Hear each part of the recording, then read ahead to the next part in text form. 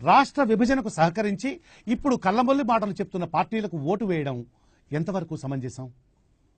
వివేకంతో ఆలోచించండి, ఆలోచించి ఓటు వేయండి. వేసుకోండి రిజాల్వ్. ఇక్కడ ఒక పేరా పెట్టాను కదండి, ఎవరండి ఇది కొట్టింది?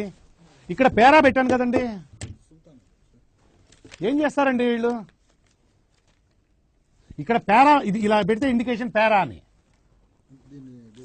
డివైడ్ చేయమని అర్థం. ఎందుకు పుడతారో కూడా తెలియదండి మనుషులు, కొంతమంది బేసిక్ సెన్స్ ఉండదు మనుషుల దగ్గర. ఓకే, సెకండ్ అండి,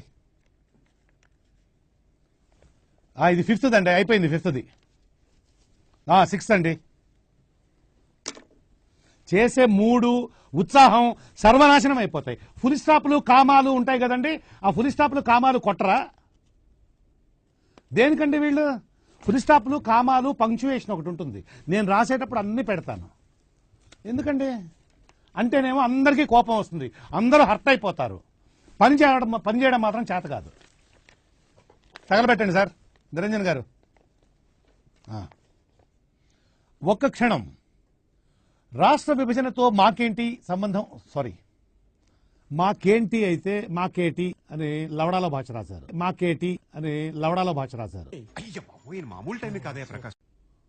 నాకు చాలా కోపదారి మనిషిని మీకు తెలుసు. నేను చూడండి అక్కడ ఏముందో, మీకు చేసి ప్రయోజనం ఏముంది సార్? ప్రూఫ్ రీడింగ్ చేయించి మాకేటి అని ఉంది అక్కడ. అదే కొట్టడం అయితేనేమి, నేను కొట్టింది, నేను రాసింది ఒకటి అక్కడ ఒకటి ఉంటుంది. ఓకే, ఏళ్ళ ప్రపంచంలో ప్రతి వాడు అవతల వాడి భాషను కరెక్ట్ చేయొచ్చు అనుకుంటాడు, వాడికే సర్వం తెలుసు అనుకుంటాడు. ఉంది అక్కడ ఏముందో చూడండి. ఓకే, 3 ఖరాబ్ అవుతుంది, దాని రిఫ్లెక్షన్ మొత్తం నా మొహంలో రిఫ్లెక్ట్ అవుతుంది. అందులో మళ్ళీ